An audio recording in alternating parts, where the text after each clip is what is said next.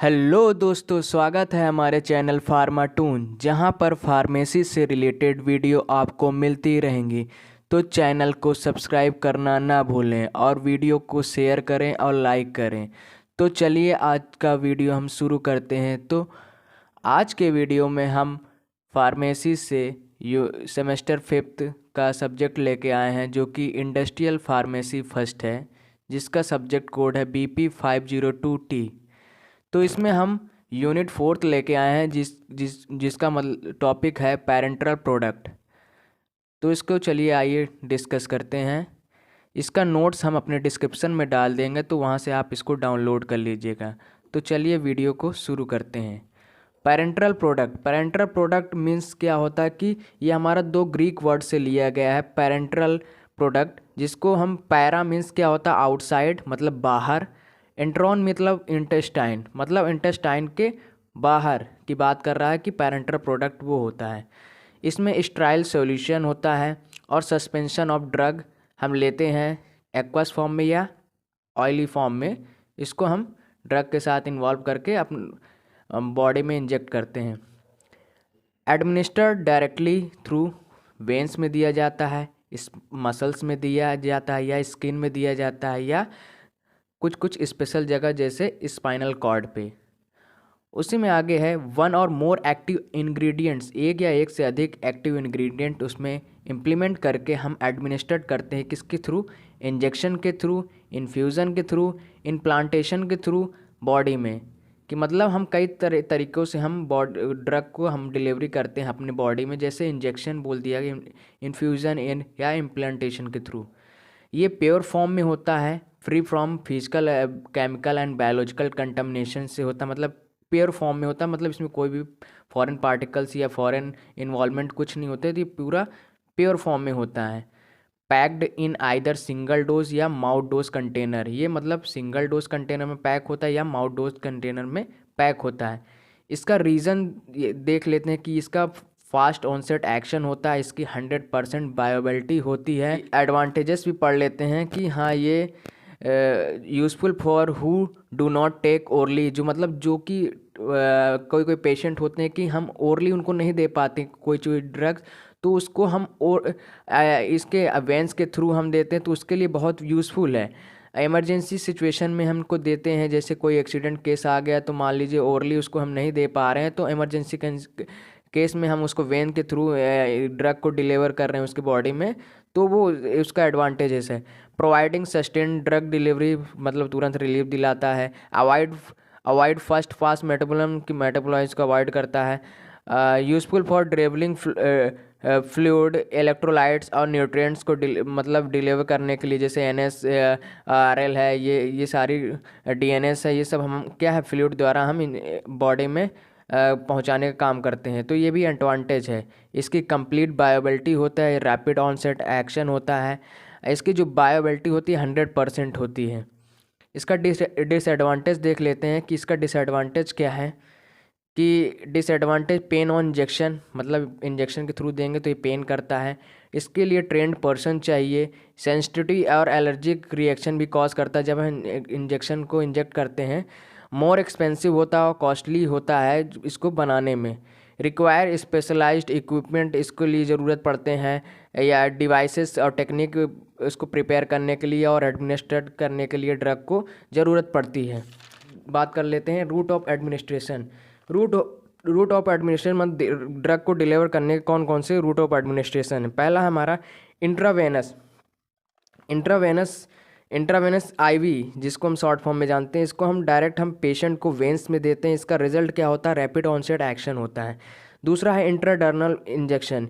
इसको हम इंजेक्ट करते हैं top few layer of skin के कुछ लेयर, जो ऊपर के लेयर उनके कुछ डाउन लेयर में हम इसको इंजेक्ट करते हैं। The drug is placed with in the dermis के नीचे दिया जाता है या डर्मिस में ही दिया जाता है। सबकुटेनस क्या होता है कि inject to the under the skin into the fatty layer के स्किन में या फैटी लेयर के आसपास में इंजेक्ट किया जाता है ड्रग। ये but do not into the muscle, इसको मसल्स में नहीं देते हैं। इसका absorption of the drug rapid होता है, इसको हम इंसुलिन इंजेक्शन द्वारा हम ज़्यादातर देते हैं, सबक्यूटेनियस इंजेक्शन। तो इंसुलिन इंजेक्शन आपने देखा डॉग बाइट में ज़्यादातर हम लगाते हैं या इमरजेंसी केस में, तो हम ये चीज़ इंसुलिन इंजेक्शन का यूज़ करते हैं। इंट्रामस्कुलर क्या होता है कि डीपली इनटू मसल्स में दिया जाए, मसल्स टिश्यू में दिया जाता है, या इसका एक्वस एब्जॉर्प्शन, इसका अगर हम एक्वस फॉर्म में दे रहे हैं तो इसका रैपिड एक्शन होगा, या ऑयली और या सस्पेंशन फेस में दे रहे हैं तो इसका प्रोलॉन्ग रिलीज एक्शन होगा ड्रग का। अब नेक्स्ट इसी में बात करते हैं इंट्रा आर्टियल इंजेक्शन। ये इंट्रा आर्टियल फिफ्थ क्या पार्ट है, इंट्रा आर्टियल इंजेक्शन। तो इसको हम आर्टरी में देते हैं। इसकी एंट्री क्या होती है कि आर्टरी द्वारा होती है इंट्रा आर्टियल कीमोथेरेपी में। नेक्स्ट इंजेक्शन की हम बात कर लेते हैं इंट्राकार्डियक इंजेक्शन। इंट्राकार्डियक इंजेक्शन क्या होता है, डायरेक्टली हम हार्ट मसल्स में देते हैं या वेंट्रिकल्स में देते हैं। इसको हम ज़्यादातर इमरजेंसी केस में यूज़ करते हैं। नेक्स्ट हमारा इंजेक्शन क्या है, इंट्रासिस्टरल इंजेक्शन। इसको ये क्या इंडिकेट करता है, इंजेक्शन को हम सिस्टरम मैग्मा में दे रहे हैं, या बेस ऑफ द स्कल के बेस में दे रहे हैं, या इसके सिवोलिनी में दे रहे हैं। जनरली ये हमारा फर्स्ट या सेकंड सर्वाइकल नर्व में हम देते हैं इसको। दोस्तों ये आपको रूट ऑफ एडमिनिस्ट्रेशन पता होना चाहिए, क्या पता पेपर में पूछ ले कि रूट ऑफ एडमिनिस्ट्रेशन, तो आप इसमें एक्सप्लेन कर देते हैं। नहीं, नॉर्मली आपको 3-4 आपको रूट ऑफ एडमिनिस्ट्रेशन याद होने चाहिए, आईवी, इंट्रामस्कुलर या इंट्राडर्मल या सबक्यूटेनियस, ये 4 आपको तो याद ही होने चाहिए। नेक्स्ट हमारा क्या है, एपिड्यूरल इंजेक्शन क्या है। एपिड्यूरल इंजेक्शन की बात कर लेते हैं, ये स्टेरॉयड इंजेक्शन के नाम से भी जानते हैं। ये सर्वाइकल या थोरेसिस या लंबर एरिया में इसको देते हैं, स्पाइनल कॉर्ड के पार्ट में। इसका पेन और इन्फ्लेमेशन को कम करने का काम करता है स्पाइन में। नेक्स्ट हमारा 9th क्या है, पेरिड्यूरल इंजेक्शन। पेरिड्यूरल इंजेक्शन क्या होता है, ये स्पाइनल एनेस्थीसिया में इसको यूज़ करते हैं, बिटवीन ड्यूरम मैटर और या इनर एस्पेक्ट में हम इसको वर्टेब्रा में देते हैं। नेक्स्ट क्या है, intra article injection. Intra article injection को नी इंजेक्शन से भी जानते हैं, इसको कॉर्टिकॉस्टेरॉइड में देते हैं, या बट हम इसको कुछ एजेंट की तरह भी यूज़ करते हैं, जैसे बोटुलिनियम न्यूरोटॉक्सिन में यूज़ कर रहे हैं, प्लेटलेट्स में या रिच प्लाज्मा में इसको यूज़ कर रहे हैं। नेक्स्ट हमारा इंजेक्शन क्या है, इंट्रासेरेब्रल इंजेक्शन। इसको हम डायरेक्टली सेरिब्रो स्पाइनल फ्लूइड में देते हैं या सेरिब्रल वेंट्रिकल में देते हैं, जो कि हम बाईपास का काम करता है, किसमें, ब्लड ब्रेन बैरियर BBB। इसको हम ICV शॉर्ट फॉर्म में भी जानते हैं। नेक्स्ट हम इसमें बात कर लेते हैं, हमारा सिलेबस के अकॉर्डिंग सिलेबस के अकॉर्डिंग ही आपको बता रहे हैं कि हाँ, आपको अगर सेमेस्टर में पूछता तो आप इस तरह उसी के अकॉर्डिंग आप लिख सकें। तो हम यहाँ पूरा आपका 4th यूनिट इसमें कवर करेंगे इसी वीडियो में। जनरल रिक्वायरमेंट, हमारी जनरल रिक्वायरमेंट कौन कौन सी है, तो हमारी 4 जनरल रिक्वायरमेंट होती हैं। पहला व्हीकल होता है, फिर दूसरा क्या होता है, टॉनिसिटी कंट्रीब्यूटर होता है, तीसरा एडिटिव होता है, चौथा क्या है, कंटेनर एंड इमल्सिफाइंग एजेंट। ये हमारे जनरल रिक्वायरमेंट कौन कौन सी हमारी पेरेंटल प्रिपरेशन के लिए जनरल रिक्वायरमेंट होती हैं। पहला क्या है कि व्हीकल क्या होता है कि मतलब addition of solute free from contamination, मतलब सॉल्यूट का एडिशन होता है जो कि फ्री फ्रॉम फॉरेन पार्टिकल्स में ऐड ना हो। स्टेबलाइजर क्या होता है, स्टेबलाइजर ये होता है कि एबिलिटी होती है कि compound of the drug preparation को मतलब अच्छे से प्रिपेयर करना, उसको स्टेबलाइजर का काम करता है कि हाँ कोई भी उसमें अदर इन्वॉल्वमेंट ना हो। तो उसमें एग्जांपल क्या है, चिलेटिंग एजेंट को यूज़ करते हैं, जैसे लाइक EDTA आपने पढ़ा होगा इसमें फिजिकल फार्मास्यूटिक्स में। नेक्स्ट एंटीऑक्सीडेंट क्या होता है कि अवॉइड ऑक्सीडेटिव डिग्रेडेशन से हमको बचाता है, इसका एग्जांपल फॉर्मल्डिहाइड या EDTA। नेक्स्ट हमारा क्या है, waiting suspending and emulsifying agent. कौन कौन से हैं, मेंटेन पार्टिकल साइज। इसमें क्या है, वेटिंग एजेंट क्या होता है कि मेंटेन पार्टिकल साइज को मेंटेन करता है। और उसी में एग्जांपल क्या है, 280 या सॉर्बिटल एक्सेट्रा।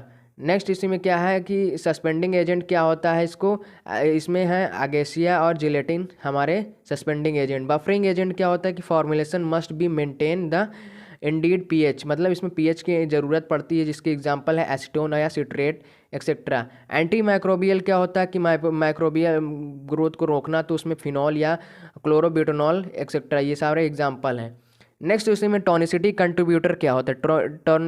टॉनिसिटी कंट्रीब्यूटर ये होता है कि determining freezing point of the solution, मतलब फ्रीजिंग पॉइंट को डिटरमाइन करना, या उसमें जो भी आइसोटोनिक सॉल्यूशन हम ब्लड सीरम से ले रहे हैं उसमें कि अदर फ्लूइड को इन्वॉल्व करना, जैसे पेरेंटल सॉल्यूशन को हम उसमें इन्वॉल्व करते हैं, जैसे NaCl, बोरेक्स, ये एक्सेट्रा। अब इसमें कंटेनर एंड क्लोजर की बात कर लेते हैं कि maintain the integrity of the product, मतलब मेंटेन करता है, इंटीग्रिटी मतलब कॉम्बिनेशन इसमें मेंटेन करता है, स्टराइल और पायरोजन फ्री, कोई भी इसमें अदर फॉरेन पार्टिकल या माइक्रोबियल ग्रोथ नहीं प्रेजेंट होनी चाहिए कंटेनर्स में। शुड आल्सो अट्रैक्टिव, देखने में अट्रैक्टिव दिखना चाहिए। Should not react with the product के साथ इसका कोई भी रिएक्शन नहीं होना चाहिए जो कि टॉक्सिक बनाए। नेक्स्ट इसी में क्या है, glass, plastic, rubber material used, type 1 glass mainly used, type 1 glass इसमें ज़्यादातर यूज़ करते हैं। ये भी एक नंबर में पूछ लेता कौन सा ग्लास यूज़ करते हैं, तो टाइप 1 ग्लास मेनली यूज़ करते हैं।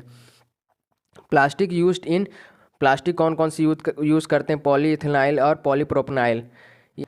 प्री फॉर्मुलेशन ये होता है कि determination of the both physical and chemical properties of drug, कि मतलब इसमें हम फिजिकल और केमिकल प्रॉपर्टीज़ पढ़ते हैं न्यू ड्रग की, जिसको हम एक टर्म दे देते हैं फिजिको केमिकल प्रॉपर्टी, जिसके हम कुछ फैक्टर्स के बारे में यहाँ पर डिस्कस कर लेते हैं, कौन कौन से हमारे फैक्टर्स हैं। तो हमारा पहला फैक्टर है स्टेबिलिटी टेस्ट। इसमें हम स्टेबिलिटी की टेस्ट करते हैं कि हमारा ये स्टेबल है कि नहीं। इसमें दूसरा फैक्टर हमारा कौन सा है कि इसके हम फिजिको केमिकल प्रॉपर्टीज़ पढ़ते हैं न्यू ड्रग की, या उसका हम तीसरा फैक्टर क्या है कि मैकेनिज्म ऑफ ड्रग डिग्रेडेशन के बारे में हम यहाँ पढ़ते हैं, या उसी में हम चौथा कौन सा फैक्टर है कि टेस्ट फॉर पैकेजिंग मटेरियल, कि हम कौन कौन से टेस्ट करते हैं पैकेजिंग मटेरियल पे। तो उसी में हम बारे में पढ़ लेते हैं कि कौन कौन से हमारे टेस्ट हैं पैकेजिंग मटेरियल के। तो 3 हमारे पैकेजिंग मटेरियल होते हैं, ग्लास, प्लास्टिक और रबड़। उसी के अंदर हमारे कौन कौन से टेस्ट हैं, ग्लास के हमारे 2 टेस्ट हैं, powder glass test, water attack test. उसी में हमारा प्लास्टिक पे कौन कौन से टेस्ट हैं, leakage test, collapsibility test, clarity of aqueous test, transparency.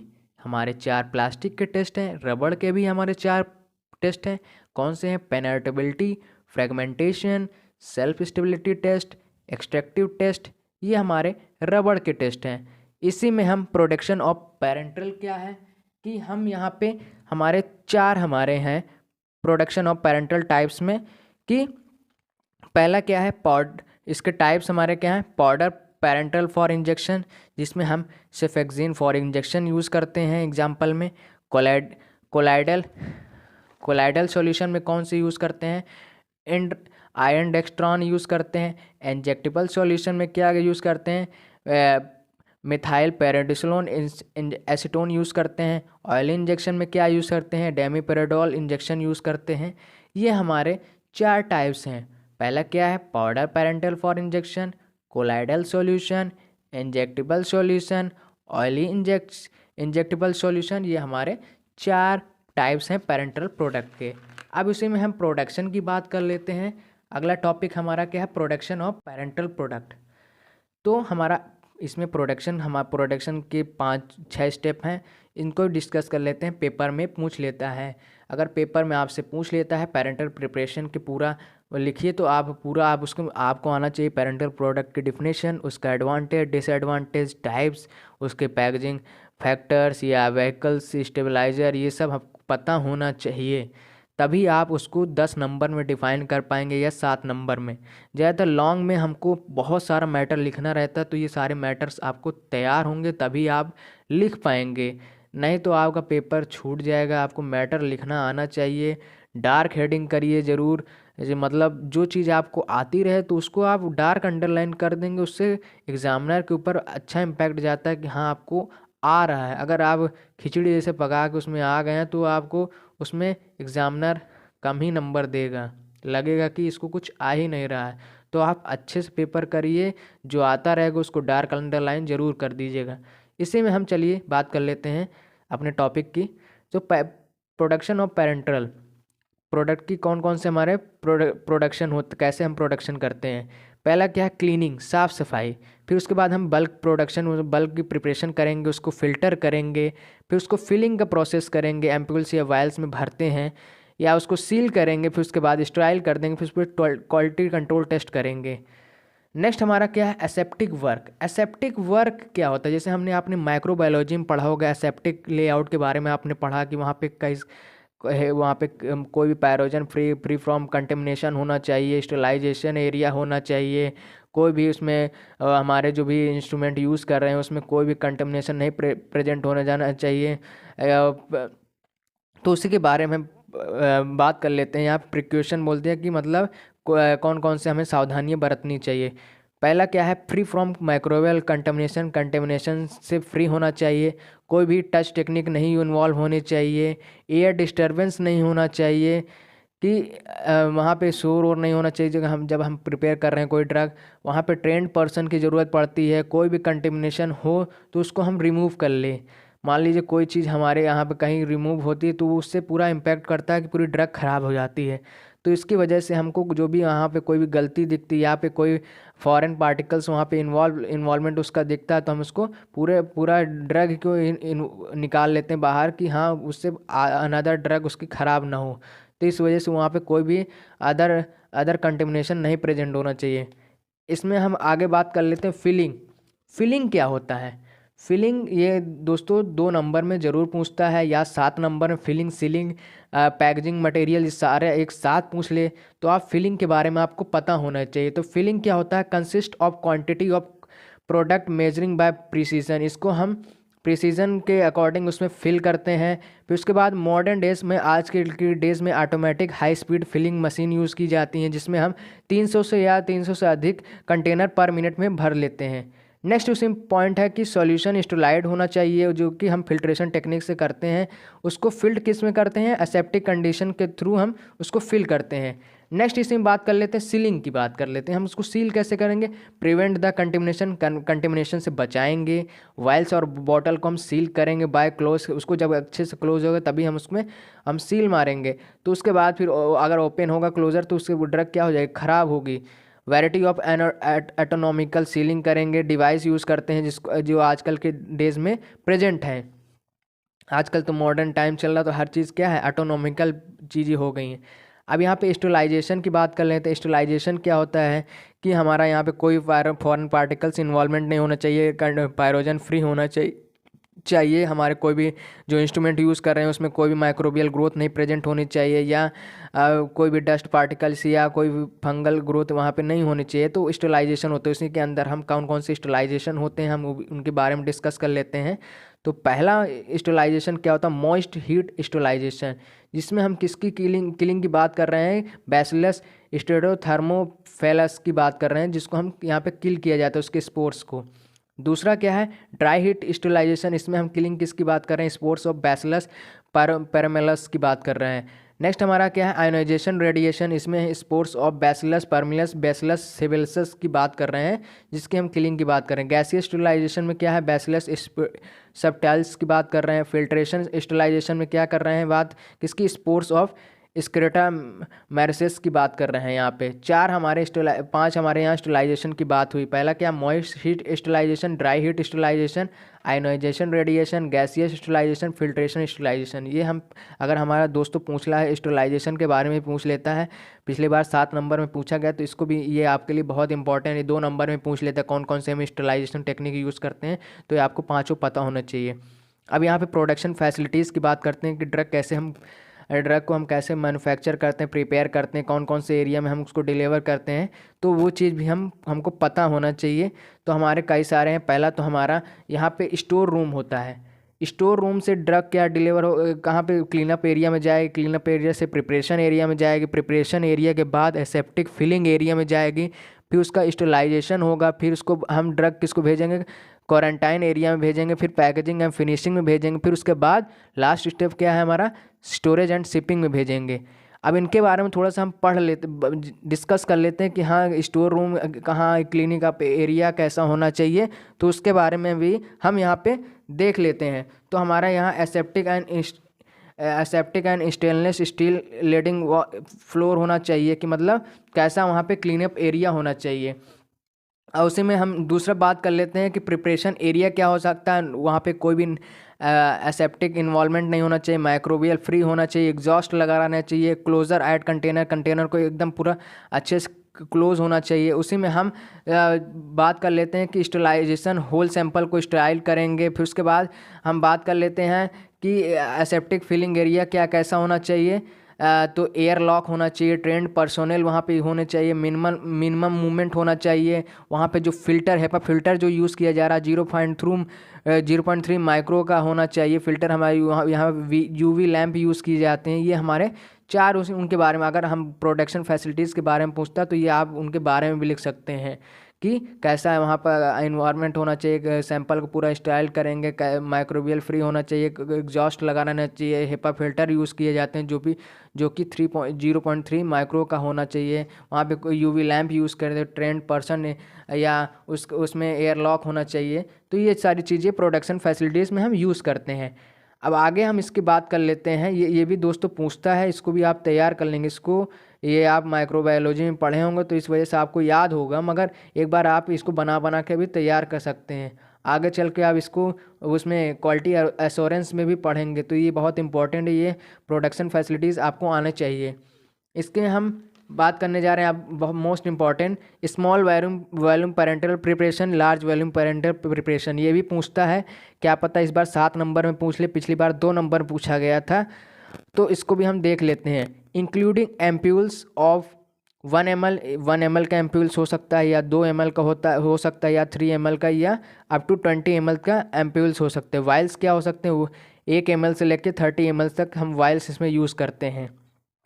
Administered various root, ये हम इसको हम एडमिनिस्ट्रेड अलग अलग रूट से भी दे सकते हैं। इसमें हम इंसुलिन प्रिपरेशन के लिए हम यूज़ करते हैं। किसके ट्रीटमेंट के लिए, डायबिटीज़ मिलेटस के लिए। इसका एग्जांपल क्या है, डिजॉक्सिन, प्रोकेनिन, पेंसिलिन जी। डिजॉक्सिन को हम आईवी के थ्रू देते हैं, किसमें, कार्डियो आइटोनिक में देते हैं। इसमें प्रोकेन, पेंसिलिन जी किस में देते हैं, बैक्टीरियल इंजेक्शन में देते हैं। ये सारे हमारे स्मॉल वॉल्यूम पैरेंटल प्रिपरेशन के पॉइंट्स हैं। इसको एक बार शॉर्ट में फिर से डिस्कस कर लेते हैं कि इसमें एम्प्यूल्स हमारे जो कि है 1 ml या 2 ml या 3 ml, उससे हम 20 ml तक हम ले सकते हैं। वाइल्स हमारे क्या है 1 से 30 ml तक हम ले सकते हैं। इसको कई सारे रूट्स के द्वारा दे सकते हैं। इसको इंसुलिन की प्रिपरेशन के लिए यूज़ करते हैं, किसके ट्रीटमेंट के लिए, डायबिटीज़ मिलेटस के लिए यूज़ करते हैं। डिजॉक्सिन हम आईवी के थ्रू देते हैं कार्डियो आइटोटोनिक में, और प्रोकेन, पेंसिलिन जी बैक्टीरियल इन्फेक्शन के लिए हम यूज़ करते हैं। लार्ज वॉल्यूम पैरेंटल प्रिपरेशन क्या होता है कि ये 100 ml का होता है। इसमें इंजेक्शन सॉल्यूशन होता है जिसको हम आईवी के थ्रू हम देते हैं। इसमें हम पहला क्या है, इलेक्ट्रोलाइट क्या होता है, कौन कौन से होते हैं, NaCl, सोडियम क्लोराइड और पोटेशियम क्लोराइड सॉल्यूशन में यूज़ करते हैं। नॉन इलेक्ट्रोलाइट में क्या है, डेक्स्ट्रोड, मैनिटॉल, ये सब सॉल्यूशन हम यूज़ करते हैं। इसमें न्यूट्रिशन प्रोवाइड कराते हैं। Loss of water, diarrhoea case में, वॉमिटिंग के केस में हम इसको यूज़ करते हैं। Unable to consume oral nutrition, इसको हम ओरली नहीं ले सकते हैं फॉर लंबे समय तक। तो इसको 3 से 6 दिन तक हम, जैसे देखते नहीं हॉस्पिटल में कई सारे पेशेंट होते हैं, उसमें फ्लूइड हम किसको आईवी के थ्रू देते हैं। तो उसमें हम वो बार हम कई सारे इंजेक्शन क्या है हम ओरली तो दे नहीं सकते हैं, तो हम उसको आईवी के थ्रू देते हैं। तो हम यहाँ पे न्यूट्रिशन जो भी हम प्रोवाइड करा रहे हैं किसके, नॉन इलेक्ट्रोलाइट होते हैं उनको। अब पाउडर पैरेंटल क्या होते हैं, पैरेंटल प्रोडक्ट, ये हमारा क्या है, सॉलिड फॉर्म में होता है, जिसको हम ड्राई पाउडर में हम कन्वर्ट करते हैं। तो dry powder are available in the market में अवेलेबल होते हैं, जिसको हम वाटर में मिलाकर हम बॉडी में इंजेक्ट करते हैं। देखते हैं कई सारी ड्रग हमारी क्या होती है, सॉलिड फॉर्म में रहते हैं। उसको हम वाटर के साथ हाइड्रोलिसिस करा के हम इन्वॉल्व करा के हम बॉडी में इंजेक्ट करते हैं। जैसे कई सारे हमारे प्रोकेन इंजेक्शन, पिपरेसिलिन का इंजेक्शन आता है, मेरोपेनम आता, बहुत सारे इंजेक्शन हम आते हैं। वाटर के साथ हम डिसोसिएट करा के हम उसको हम बॉडी में इंजेक्ट करते हैं। तो डिग्रेड बाय हाइड्रोलिसिस, इसमें कौन कौन से इंजेक्शन आते हैं, पेंसिलिन, एम्पिसिलिन, एमोक्सिसिलिन एक्सेट्रा। अब हमारे इसमें फैसिलिटीज़ की बात कर लेते हैं, कौन कौन सी फैसिलिटीज़ होती हैं। Air control, environment control, traffic control, personnel, surface disinfection, ये हमारे फैसिलिटीज़ हैं। अब यहाँ पे हम पैकेजिंग की बात कर लेते हैं। मोस्ट इम्पॉर्टेंट हमारा पैकेजिंग बार बार पूछता है। तो पैकेजिंग के बारे में आपको तो पता ही होना चाहिए दोस्तों कि पैकेजिंग क्या होता है। ग्लास, प्लास्टिक, रबड़, यही तीन ही चीज़ से तो हम पैकेजिंग कर पाएंगे। तो पैकेजिंग ग्लास के बारे में भी हम जान लेते हैं क्या कैसे किया जाता है, प्लास्टिक में भी क्या खूबियाँ होनी चाहिए, रबड़ में क्या खूबियाँ होनी चाहिए, तो उसके बारे में हम यहाँ पे डिस्कस कर लेते हैं। तो वहाँ पे मटेरियल में कोई वाटर परमिनेशन नहीं होना चाहिए, पानी का इन्वॉल्वमेंट तो बिल्कुल नहीं होना चाहिए। जब भी हम ड्रग को उसमें अगर हम कोई भी इंस्ट्रूमेंट में या किसी में डालते हैं या पैकेजिंग मटेरियल में डालते हैं तो वहाँ पे पानी नहीं होना चाहिए, वाटर का इन्वॉल्वमेंट नहीं होना चाहिए, क्योंकि वो वाटर के साथ रिएक्ट करेगा तो ड्रग को क्या करेगा, ख़राब कर देगा। तो वहाँ पे कोई भी इन्वॉल्वमेंट नहीं होना चाहिए। फिजिकल प्रॉपर्टी उसकी ऑप्टिकली क्लियर होनी चाहिए, रिजेक्ट होनी मतलब साफ़ सुथरा दिखाई देना चाहिए कि हाँ जो पैकेजिंग मटेरियल से हमको दिख रहा हो ग्लास का। प्लास्टिक में क्या होता है, पेरेंटल प्रोडक्ट को हम पैक करते हैं जिसमें एम्प्यूल सिंगल डोज का होता है, वायल्स हमारे मल्टीपल डोज के होते हैं। ये प्लास्टिक की बात हो गई। अब रबड़ की बात हो गई तो सेकेंडरी सील होता है जो होल्ड करेगा प्राइमरी सील को, जहाँ पे हम रखते हैं। इसमें हम एल्युमिनियम कैप का यूज़ करते हैं ज़्यादातर। देखिए पैकेजिंग मटेरियल में ऊपर तरफ एल्युमिनियम की कोटिंग होती है, जैसे जो ड्रग को कवर किए रहते हैं कि उसमें कोई भी एयर इन्वॉल्वमेंट ना हो, कोई पैरोजन की इन्वॉल्वमेंट ना हो, कोई अदर फॉरेन पार्टिकल्स में की एंट्री ना हो पाए। तो एल्युमिनियम कैप की वो कैपिंग करते हैं वहाँ पे। नेक्स्ट वहाँ पे है क्वालिटी कंट्रोल टेस्ट। ये बहुत इंपॉर्टेंट टॉपिक है, इसको क्वालिटी कंट्रोल टेस्ट आप तैयार कर लीजिएगा दोस्तों। इसमें हमारे 4 क्वालिटी कंट्रोल टेस्ट हैं, leakage test, pyrogen test, clarity test, stability test. ये हमारे 4 टेस्ट हैं। इसी में हम एक टेस्ट की डिस्कस कर लेते हैं, लीकेज टेस्ट। लीकेज टेस्ट में क्या होता है, इसमें हम एम्प्यूल्स और वायल को लेते हैं, सैंपल उनमें इन्वॉल्व डालते हैं। फिर उसके बाद एम्प्यूल्स में हम 1% मिथाइल ब्लू कलर, अगर मिथिलीन ब्लू हम इंडिकेटर यूज़ करते हैं, अगर उसका कलर सैंपल का पहले की जगह चेंज होता है आफ्टर, बाद में सैंपल के साथ या सॉल्वेंट के साथ अगर इन्वॉल्व होता है, मतलब उसमें कोई भी कलर चेंज होता है तो लीकेज प्रेजेंट है। अगर कोई भी कलर चेंज नहीं होता है तो लीकेज एब्सेंट है। ये हमारा यूनिट 4 का पेरेंटल प्रिपरेशन का टॉपिक हमने कवर कर लिया इसमें दोस्तों। अब ऑप्थेल्मिक प्रिपरेशन का टॉपिक बाकी जो कि हम नेक्स्ट वीडियो में लाएंगे, और उसमें नेक्स्ट वीडियो फिफ्थ यूनिट हम लेके आएंगे जिसमें कॉस्मेटिक्स की बारे में है। उसमें कॉस्मेटिक प्रोडक्ट कैसे प्रिपरेशन, उसकी सारे हम प्रिपरेशन उसमें डिस्कस करेंगे। तो वीडियो को लाइक, शेयर और सब्सक्राइब करना ना भूलें। तो आज के वीडियो में इतना ही।